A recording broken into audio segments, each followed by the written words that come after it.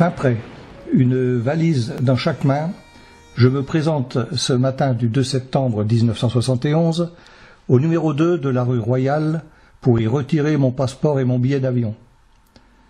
Nous sommes une bonne quinzaine à effectuer cette dernière formalité dans les bureaux de la Marine à Paris. Je rejoins le petit groupe affecté sur le Doudard de l'Agré et après un café croissant pris chez Maxim's 3 rue Royale, nous affrétons 2 taxis à destination d'Orly. Nous embarquons sur un vol Air France qui doit nous conduire de Paris à Los Angeles en 12 heures. Une consommation excessive de kérosène, due à des vents contraires, nous impose un ravitaillement avant d'atteindre notre destination. Notre Boeing 707 se pose presque en urgence à Great Falls, dans l'état du Montana, sur une base militaire, d'où nous repartons près d'1 heure plus tard sans avoir quitté nos sièges. Nous survolons maintenant l'énorme agglomération de Los Angeles. La ville est éclairée, c'est le crépuscule en haut et presque la nuit en bas. Nous sommes mis en attente, partageant le ciel avec bon nombre d'avions de toute taille, empilés dans cet espace aérien encombré. Nous finissons enfin par nous poser. Tous les passagers sont dirigés ensuite vers la douane, même ceux qui, comme nous, sont en transit, car l'escale durant près de 5 heures, les compagnies aériennes placent leurs clients dans des hôtels situés hors de l'aéroport. Les bagages lourds seront directement chargés sur le vol UTA en direction de Papeete. Comme mes collègues, je me trouve dans la file d'attente, sans aucune appréhension sur l'issue du contrôle, n'ayant que des affaires de toilette à soumettre aux investigations des fonctionnaires américains. Le premier maître qui me précède porte entre les poignets d'un grand sac de voyage son sabre qui n'a pu trouver place dans ses valises. Il pose le tout devant un géant noir en uniforme qui étudie minutieusement cette chose avant de s'adresser en américain à son propriétaire. Un dialogue de sourds s'établit entre les 2 interlocuteurs. Le marin s'énerve, pensant se voir confisquer son long couteau qui, précisément, vient d'être mis à l'écart. Le gabelou, imperturbable, s'attaque alors au contenu du sac, duquel il extrait une énorme andouille bretonne. Son étonnement est visible. Il tient l'objet à bout de bras, il le soupèse, il grimace en le reniflant, puis il évalue à nouveau l'air songeur. « T'en as jamais vu des comme ça !» crie alors l'un d'entre nous, déclenchant un rire généralisé, tellement il est vrai que la scène est évocatrice. Cette attitude force peut-être la décision du douanier qui envoie l'andouille rejoindre le sabre. C'en est trop pour notre premier maître. Il est ulcéré, il exprime son indignation avec véhémence, et c'est heureux qu'il ne sache pas parler l'anglais, sinon... Notre accompagnatrice intervient alors et explique que le sabre sera déposé dans la cabine de pilotage jusqu'à Tahiti. La magnifique pièce de charcuterie à la peau noire sera, elle, détruite. C'est une obligation sanitaire, semble-t-il. L'hôtel qui nous accueille offre des chambres vastes et confortables. Après la douche et une collation, nous partons à pied à la découverte de la ville. Tout est tellement vaste ici qu'en une demi-heure, nous ne parvenons pas à quitter ce quartier de maisons basses et sans cachet qui ceinture notre lieu d'hébergement. Aucune boutique ici, pas un seul bar, et à cette heure tardive, les rues sont quasiment désertes. Nous mettons fin sans regret à cette escapade, car de toute manière, dans peu de temps, un bus doit nous conduire à l'aéroport. En 9 heures de vol, un Douglas DC-8 de la compagnie française UTA, Union des transports aériens, nous fait rejoindre Tahiti.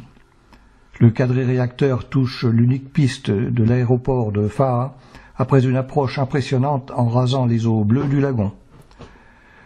Nous attendons pour descendre la fin d'une courte cérémonie d'accueil réservée à une personnalité gouvernementale embarquée sur ce vol. Je retrouve ensuite, avec une réelle émotion, tout ce qui m'a fait rêver pendant ces 3 années d'absence, durant lesquelles j'ai souvent douté.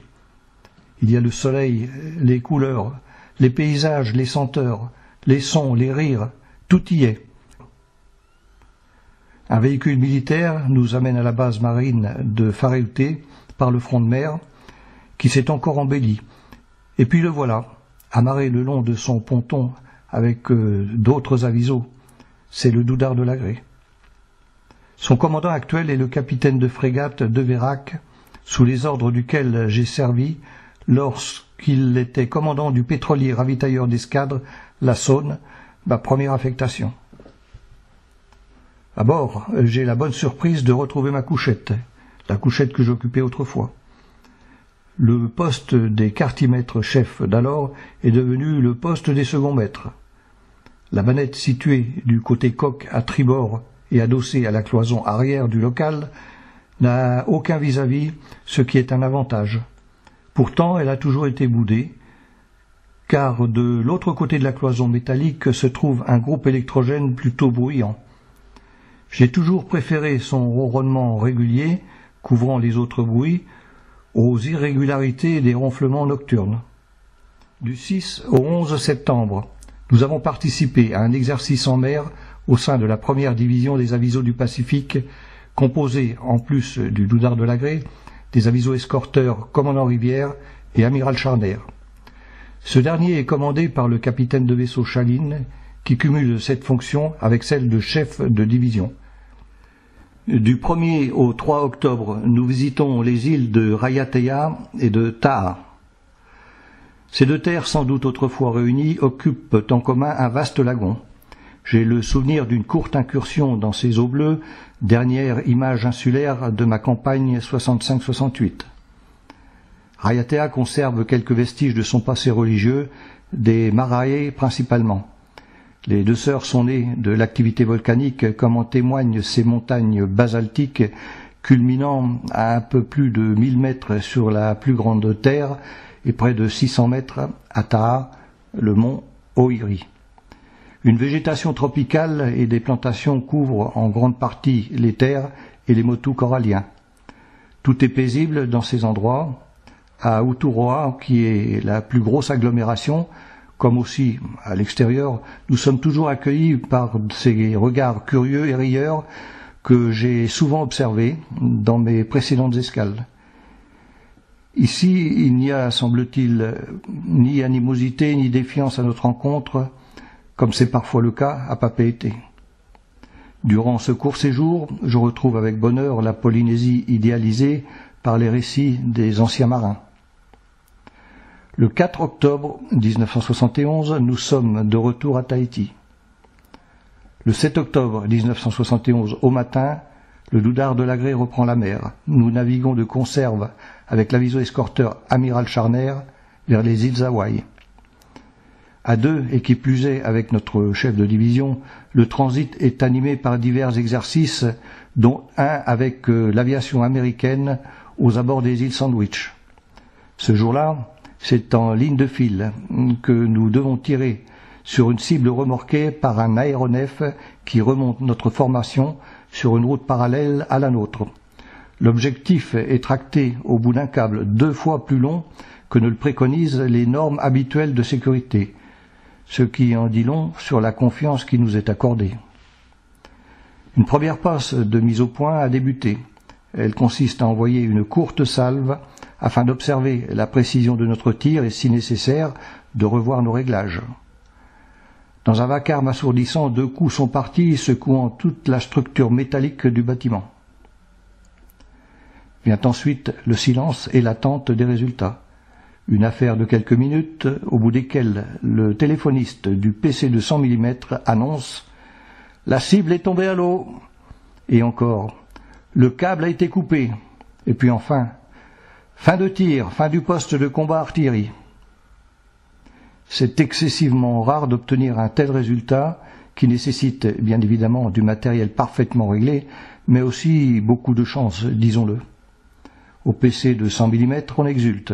Petit Louis, le maître Ivonou, file en passerelle supérieure où a lieu le débriefing, et moi, qui en ai toujours été exclu, je reste seul auprès de mon radar que j'ausculte dans les moindres détails.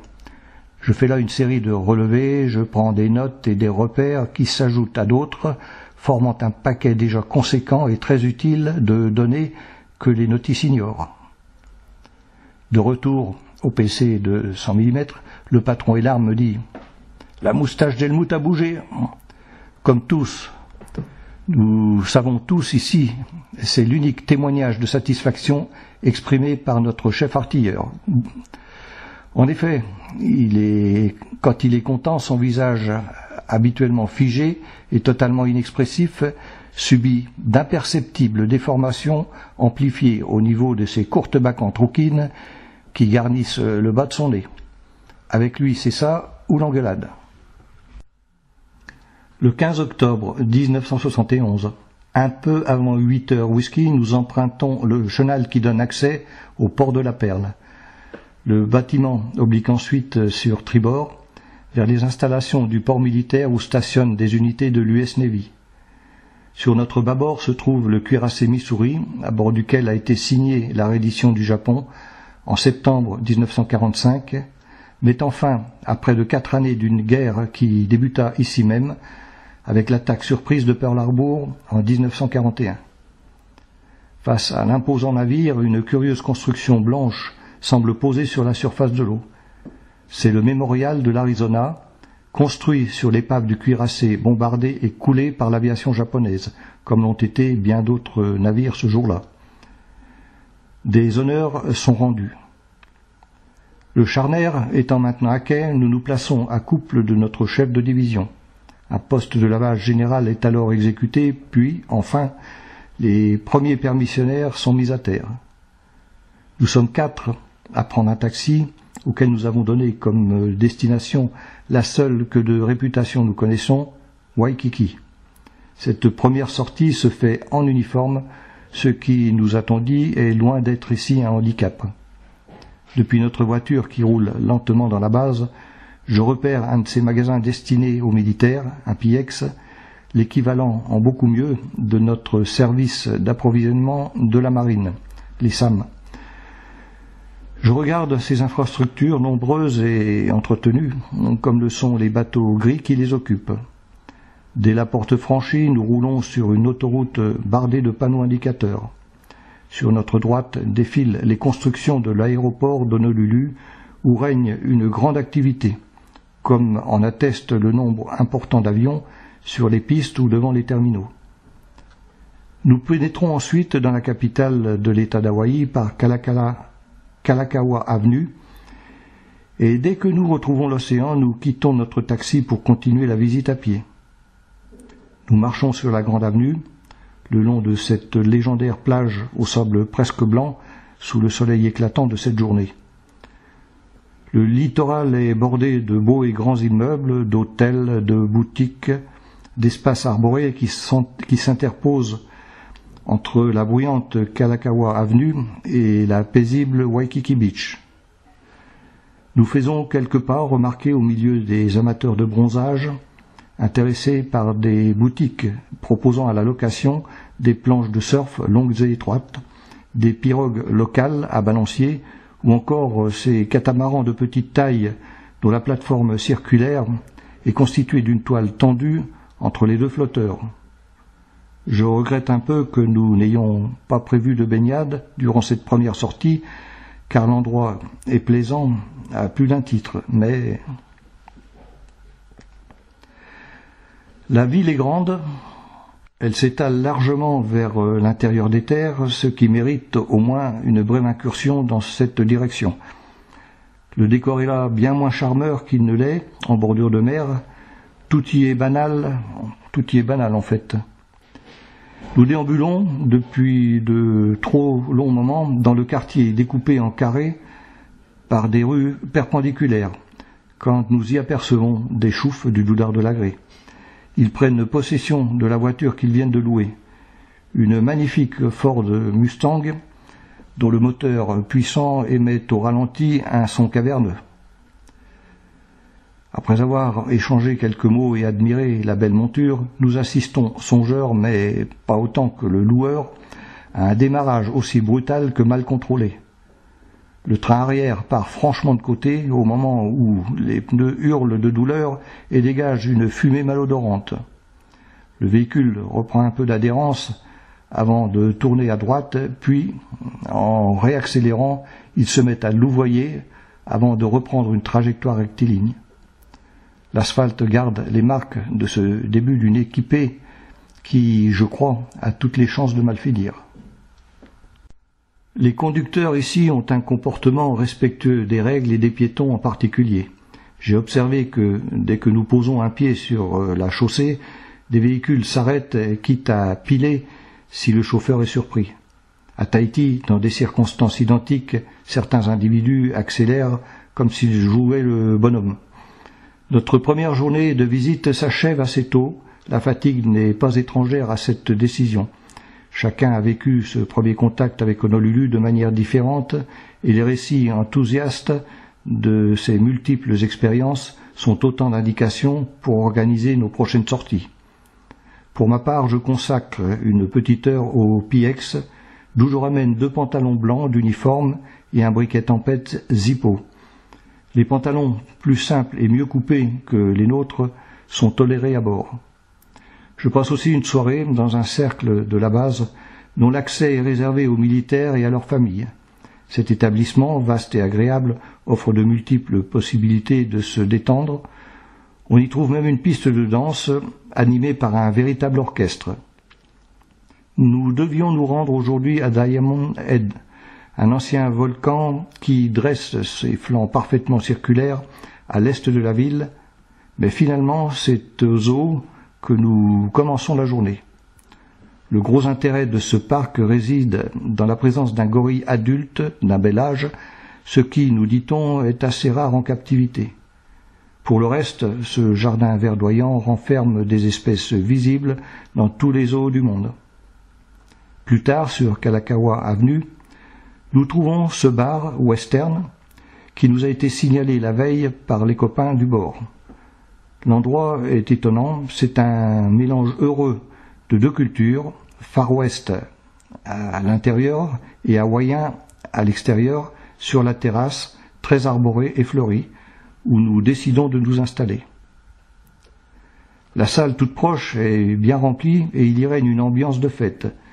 Un orchestre avec chanteur déverse ses accords du folklore américain, tandis qu'un animateur invite les consommateurs à une participation active, brandissant des panneaux, devant une assemblée qui répond volontiers aux indications qu'il porte, c'est-à-dire bof, ou encore clap-clap, ou encore haha, et d'autres expressions que je ne comprends pas. Tout le monde ou presque est attablé devant une chope de bière d'au moins un demi-litre. À peine avons-nous entamé la nôtre qu'une deuxième tournée est déposée sur notre table.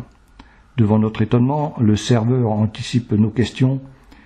Il tend le bras en direction d'une table depuis laquelle 4 clients, élevant leur chope, ou élèvent leur chope comme pour trinquer avec nous. Nous comprenons alors que c'est leur tournée. Impossible par contre de remettre ça, car visiblement le garçon a pour consigne de ne pas accepter de commande de notre part.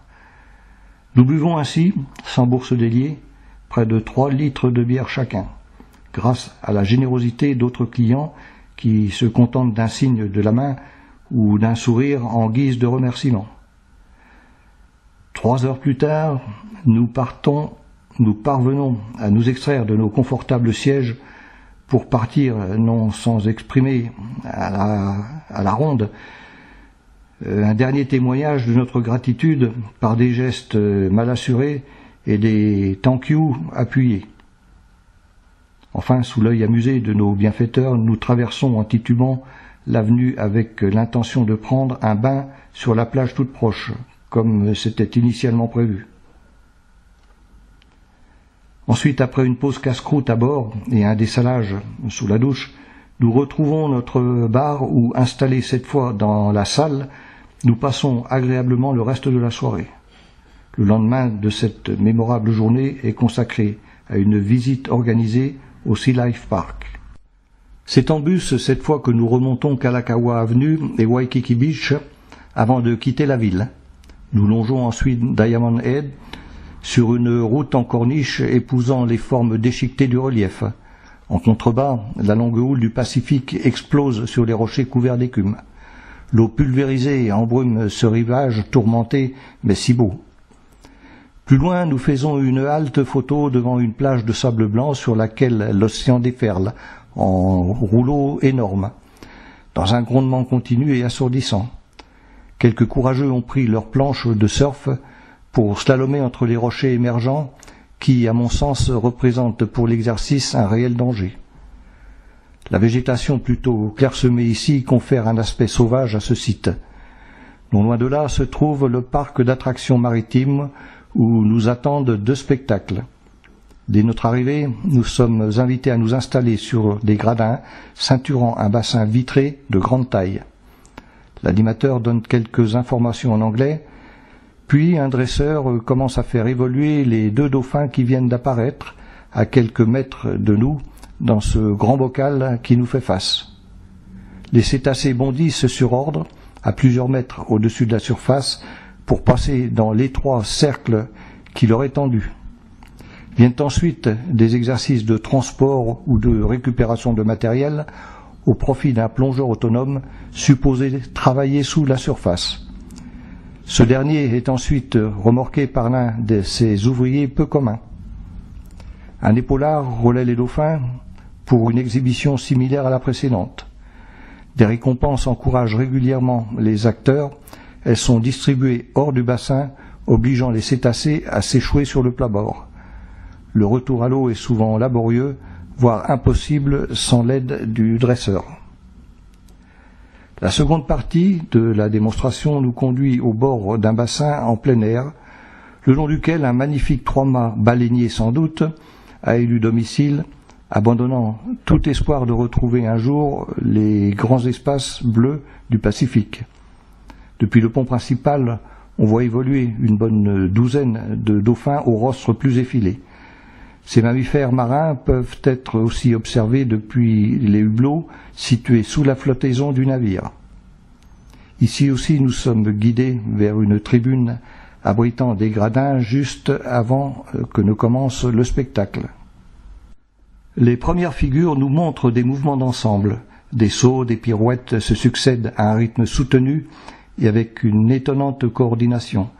Viennent ensuite divers jeux à partir d'objets flottants, facilement attrapés, puis jetés en l'air, attestant de l'incroyable adresse des dauphins. L'eau bleutée, transparente et calme au début, bouillonne sous les battements des queues qui frappent à plat la surface. Les projections qui s'ensuivent atteignent les spectateurs qui crient et rient de bon cœur. Maintenant, les cétacés nous font une haie d'honneur, dressés à la verticale et le corps presque entièrement maintenu hors de l'eau par leur puissant propulseur caudal. Ils émettent des sons aigus, puis plongent avec un bel ensemble pour réapparaître un peu plus loin. Je n'ai jamais vu, ni même imaginé quelque chose de semblable. Et ce n'est pas tout. La joyeuse troupe cède sa place à d'autres acteurs, semblables à ceux du Grand Bocal, tandis qu'une belle hawaïenne, accompagnée d'un chien, conduit sa pirogue au milieu du nouveau groupe. Les nageoires dorsales affleurent la surface, comme le feraient les ailerons des requins en reconnaissance de proie. Une ronde s'organise autour de la frêle embarcation. La jeune fille se laisse alors glisser dans l'eau et se fait prendre en remorque, s'agrippant au vol à l'une des nageoires. De nouveau sur la pirogue, elle orchestre les jeux de ses compagnons de main. Ils bondissent par-dessus une perche fleurie tendue à l'horizontale, ou mieux encore, ils survolent l'embarcation arrosant copieusement son équipage. Pour finir, tout le monde se retire du bassin. C'est dans la place à un jeune orque pour qui l'heure du repas est arrivée. Notre charmante dresseuse, depuis la berge, cette fois, glisse un à un des poissons entre les robustes dents du gros bébé. Après ces époustouflantes démonstrations du savoir-faire de nos amis les dauphins, si souvent rencontrés au large, nous avons quartier libre pour visiter le parc et l'aquarium. Pingouins, manchots, otaries, phoques, pélicans, requins, pieuvres et autres habitants des profondeurs se partagent un espace entièrement dédié au milieu aquatique et côtier. Cet endroit exceptionnel me laissera, j'en suis sûr, un souvenir impérissable. Ma dernière journée sur l'île d'Oahu est une nouvelle fois réservée à Honolulu, aux meilleurs endroits découverts durant cette excellente escale et aussi, je ne sais pas pourquoi, à l'aéroport où les copains et moi passons de longs moments à observer les avions au travers des larges baies vitrées du bar, climatisées, en surplomb des pistes. Un seul incident est à signaler au cours de ce séjour. Un des membres de l'équipage aurait été victime d'une tentative d'enlèvement. C'est de moins ce qu'il prétend quand, de retour à bord, il a dû justifier de son état, vêtements déchirés, multiples blessures ou ecchymoses, et entorse. Il aurait sauté en marche d'un taxi qui l'emmenait, contre son gré, dans une direction différente de celle qu'il avait demandée. Une affaire pas vraiment avérée, sans dommages importants, réglée par quelques soins infirmiers, similaires à ceux prodigués aux victimes d'une bagarre. À 8 heures, whisky, le 22 octobre 1971, l'amiral Charner et le Doudard de Lagrée appareillent. Pearl Harbor, Honolulu et Oahu s'éloignent lentement sur notre arrière, alors que nous mettons le cap sur l'île Hawaï. 22 octobre 1971, les sommets de la grande île sont visibles depuis quelques heures, d'abord sur les écrans radars, puis lentement, avec l'aube, ils émergent au-dessus de l'horizon. À 8 heures, heure locale, nous prenons place sur le quai qui nous a été attribué à Hilo, la capitale de ce territoire. Dès que cela m'est possible, je me lance à la découverte de cette terre où nous ne devons séjourner qu'un peu plus de 2 jours. Bien que moins attractive qu'Honolulu, cette ville très agréable dispose de tout ce qui laisse habituellement un bon souvenir d'escale. Le soir venu, il me semble apercevoir des lueurs illuminant quelques nuages bas flottant au-dessus de la terre. Je pense bien évidemment à ces volcans encore actifs qui régulièrement déversent sur les flancs de la matière incandescente. Pourtant, à ma connaissance, la dernière éruption du Kilauea date de plusieurs semaines. Demain, une excursion unique sera organisée à l'intérieur du parc des volcans. Depuis bien longtemps, je rêvais d'une telle randonnée, mais le planning du service me consigne à bord et mes tentatives de négociation pour un remplacement ont échoué. Ce 24 octobre 1971, nous devons appareiller en fin d'après-midi. Je décide de ne pas sortir car la journée étant trop courte, il est difficile d'envisager une longue randonnée à l'intérieur des terres. 30 octobre 1971, il est 11 heures quand nous reprenons place à notre appontement à Faréouté. Près de 2 semaines s'écoulent pendant lesquelles je retrouve mes petites habitudes, tant à bord qu'à terre. Durant cette période, le Doudard de Lagrée passe sur le dock flottant pour entretien. Le 13 novembre 1971, à 11 heures, nous partons vers les îles Gambier et l'archipel Tubuai, où doit se dérouler l'exercice BICEP, impliquant un détachement du BIMAT de l'armée de terre. Du 15 novembre 1971 à 8 heures, au 16 novembre à 11 heures, nous mouillons dans le lagon de Mururoa. Je retrouve cet endroit souvent visité par le passé, avec toujours autant d'intérêt et de curiosité. Du 17 novembre 1971 à 7 heures, heure Victor, au 19 novembre 1971 à 17 heures, nous faisons escale à Rikitea, l'agglomération la plus importante des Gambiers et la capitale de l'île Mangareva. Cette terre est dominée par 2 sommets dépassant 400 mètres, dont l'un, le mont d'Œuf, surplombe le village de Rikitea. Les missionnaires catholiques ont fait bâtir ici une cathédrale étonnante qui, hélas, accuse le poids des ans. Cet imposant édifice de corail renferme un bel autel, orné de nacre, un coquillage bivalve, encore assez courant dans les eaux du lagon. L'endroit est plaisant et la population accueillante, comme c'est souvent le cas hors de Papeete. Les habitants vivent de la pêche et des produits de leur potager, où tout semble pousser avec facilité et profusion. Je me souviens des ravitaillements en vivres frais que le Doudard de Lagrée effectuait ici lors des premières expérimentations atomiques. Sous un ciel chargé, je parcours tout un après-midi les rares chemins alentours, noyés dans la végétation ou serpentant sur le littoral. En soirée, j'assiste à l'incontournable séance de cinéma organisée à terre avec notre matériel de projection. Comme toujours, dans ces lieux, oubliés de tous, la venue d'un bateau représente un événement important. C'est une joyeuse parenthèse dans la vie sans doute un peu monotone des habitants. Le 21 novembre 1971, entre 8h et 17h whisky, nous mouillons devant Rapa, à l'extérieur du fjord. Le temps est gris, une forte houle creuse la surface de l'océan, le trajet en LCPS vers Oreilly est bien trop long. Autant d'éléments dissuasifs qui m'incitent à ne pas sortir. Le 22 novembre 1971, entre 9h et 18h whisky, nous sommes à Raivavae. Encore une escale trop courte pour organiser une bonne visite.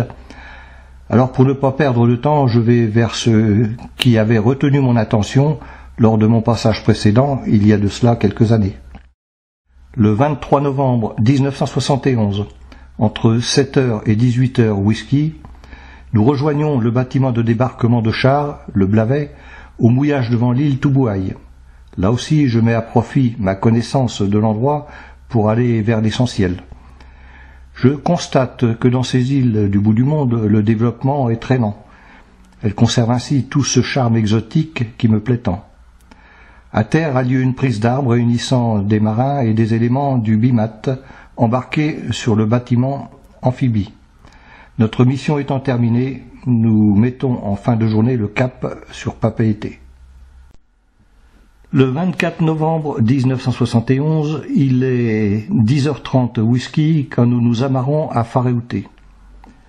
Nous n'avons que peu de temps devant nous pour préparer notre prochain périple océanique. Pour ma part, ces 4 jours de disponibilité sont employés en priorité au ravitaillement, à l'achat de produits introuvables à la coopérative du bord, sinon en trop petite quantité.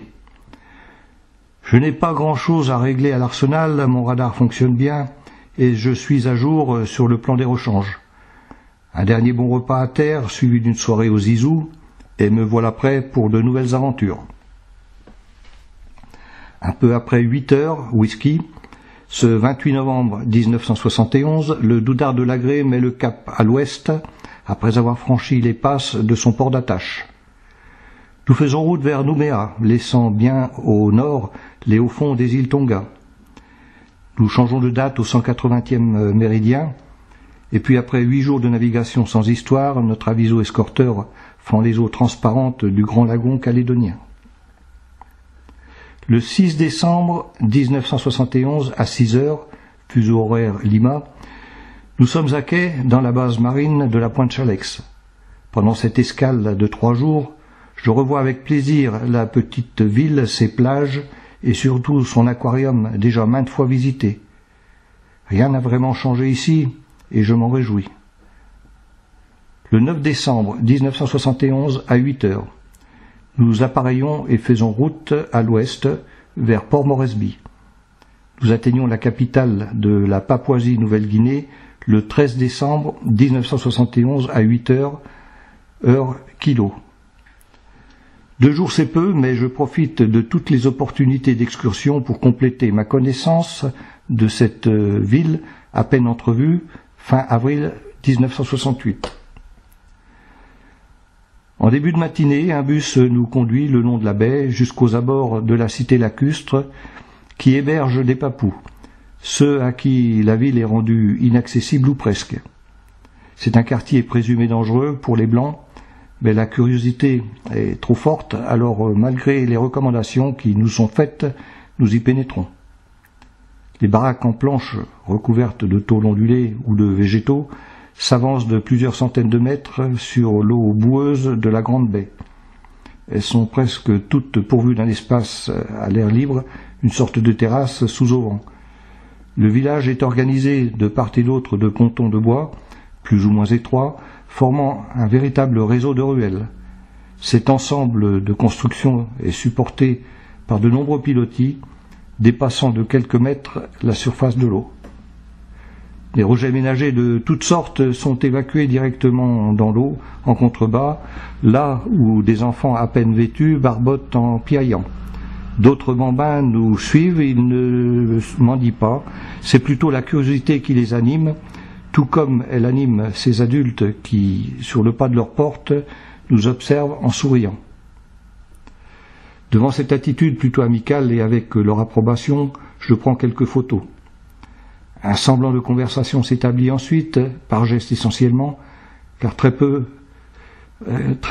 en anglais, car il semblerait que leur vocabulaire dans cette langue soit encore plus réduit que le mien. Ces gens n'expriment aucune animosité à notre rencontre, bien au contraire. Après l'incrédulité, la méfiance, puis la curiosité suscitée par notre invasion, ils nous manifestent de la sympathie. Nous quittons la cité lacustre sur le rappel pressant de notre chauffeur. Il nous conduit ensuite dans les rues des beaux quartiers de la capitale. De coquettes maisons posées dans la verdure et entourées de fleurs défilent au-delà des vitres de notre car. Bâties à flanc de colline, elles dominent la grande baie, offrant à leurs habitants une vue imprenable. Plus à l'intérieur des terres, nous passons devant la récente université, symbole de l'émancipation des Papous, voulue par l'Australie, comme on nous le fait savoir avec une certaine insistance. Enfin, lors d'un arrêt au centre-ville, nous trouvons de quoi atténuer les effets de la chaleur moite qui règne ici, et qui est responsable de notre déshydratation.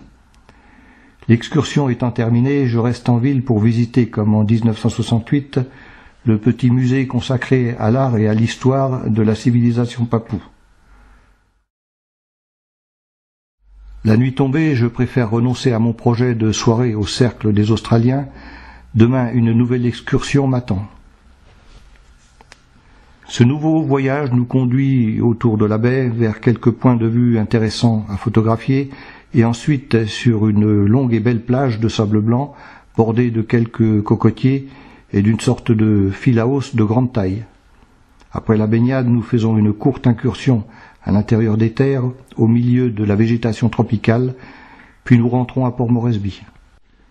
Le 15 décembre 1971, à 8 heures fuseau horaire kilo, nous appareillons et poursuivons notre périple vers l'ouest. Nous passons le détroit de Torres, puis nous trouvons les eaux calmes de l'Indonésie scintillant sous le soleil. Des dauphins nous rejoignent, ils nous ouvrent la route en bondissant devant l'étrave du Doudard de l'Agré. Des flottilles de petites embarcations de pêche surgissent des brumes de chaleur qui masquent l'horizon. De nombreux sommets bleutés émergent de cette opacité, révélant la présence d'îles toutes proches. Comme au cours de mon premier passage ici, en novembre 1967, je consacre tout mon temps libre à admirer ces paysages, à observer toutes ces choses qui défilent sans hâte de chaque côté du bâtiment, à respirer, le soir venu, la brise enfin fraîche que notre vitesse entretient sur le pont. C'est toujours un aussi bel endroit. En prenant un cap nord-ouest, nous quittons un moment cet environnement merveilleux avant d'atterrir sur l'ouest de Bornéo. Après un nouveau bond dans les eaux libres, où nous coupons la route maritime du nord-est asiatique et plus tard l'équateur, nous atteignons le détroit de Singapour. Nous sommes le 23 décembre 1971. Il est 8 heures, fuseau horaire Golf Hotel. Le Doudard de l'Agré se faufile entre les rives arborées d'un étroit bras de mer vers un poste à quai dans la base navale. Peu après notre amarrage et la réalisation des incontournables formalités qui suivent chaque arrivée en escale, nous sommes 3 à dévaler la coupée et à sauter dans un taxi qui nous conduit en ville. Sur le parcours qu'a choisi pour nous notre chauffeur, nous nous faisons déposer le long d'une large avenue, dans un quartier où de beaux et grands immeubles s'élèvent, bien au-dessus des espaces verdoyants qui les ceinturent. Nous marchons longtemps, à l'ombre de magnifiques arbres, dans des allées fleuries, serpentant autour de bâtiments abritant, semble-t-il, des sièges de société. Il n'y a ici que peu de choses à voir, alors avec un nouveau véhicule et les conseils de son pilote, la visite se poursuit autour de la rivière de Singapour.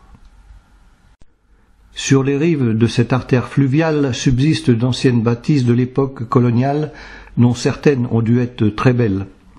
Ici, entrepôts, boutiques et restaurants s'alignent le long d'une étroite voie où règne encore une activité portuaire intense. D'innombrables sampans encombrent bien au-delà de ces quais une bonne partie de la rivière, ne laissant en son milieu que le nécessaire espace indispensable à 2 embarcations pour se croiser. Ces bateaux, à demi pontés, transportent à l'air libre dans une cale centrale les choses les plus diverses. Sur leur arrière, une natte supportée par des arceaux constitue un abri rudimentaire pour les gens qui vivent à bord. Tout ce quartier, aux murs lépreux et aux rues étroites jonchées de détritus, est cerné par des immeubles en construction, laissant présager sa disparition à brève échéance. Avant de nous en aller, nous visitons un temple où, dans la pénombre, règne une forte odeur d'encens, provenant de bâtonnets allumés par de nombreux dévots venus s'incliner devant l'autel qu'ils ont aussi couvert d'offrandes. Quelques belles fresques embellissent les murs de l'édifice dont je ne parviens pas à déterminer à qui il est dédié. Plus tard, nous voyons aussi un temple hindouiste dont le plus grand intérêt est son portail d'accès, richement décoré de statuettes polychromes empilées sur plusieurs niveaux. À pied cette fois, nous trouvons au centre de la ville des établissements plus modernes, de quoi acheter cartes postales et autres souvenirs avant de terminer une journée harassante devant un bon repas asiatique. Ce 24 décembre 1971, je décide de réveillonner à bord. Nous sommes nombreux à préférer aux mets exotiques le repas de fête que nous ont préparé nos cuisiniers. Le banquet se révèle à la hauteur de nos attentes et il y règne une joyeuse ambiance malgré quelques excès sur la bouteille qui ont entraîné le départ prématuré de certains convives. Après 23 heures, alors qu'il n'y a plus rien sur table, les copains et moi décidons de poursuivre cette belle soirée à terre. Nous sommes déjà en tenue de sortie, il ne reste plus qu'à trouver un taxi. C'est ainsi que, moins d'une demi-heure plus tard, nous nous retrouvons dans un quartier chinois plein d'activités malgré l'heure avancée.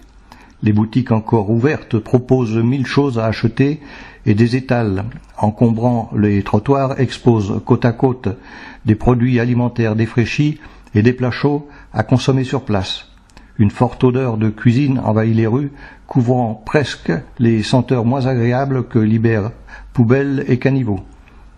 Cheminant de boutique en bar, l'esprit embué par quelques bières médiocres, malgré tout consommées, nous trouvons ce vieux marin et détecteur qu'est Arsène, seul, assis sur le trottoir, affairé devant un bol de soupe. Afin d'atténuer un peu les effets de cette soirée bien arrosée, et aussi par curiosité, nous décidons de l'accompagner. C'est ainsi que, ce soir de Noël 1971, 4 marins français, assis à même le sol dans une rue de Singapour, discutent et rient sous l'œil amusé des passants.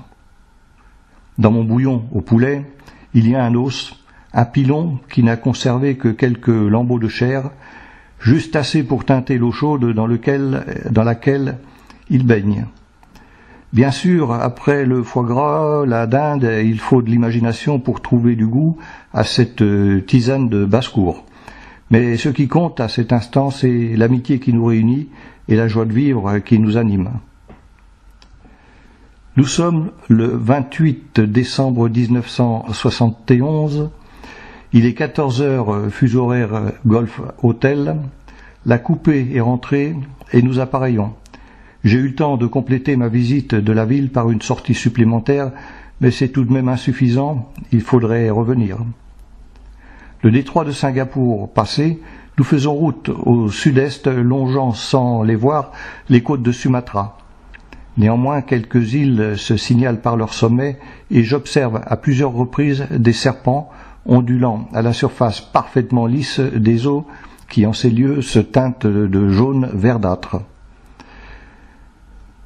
Au sud de l'île de Bangka, le Doudar de l'Agré prend un cap sud-sud-ouest vers le détroit de la Sonde par lequel nous devons rejoindre l'océan Indien puis l'Australie.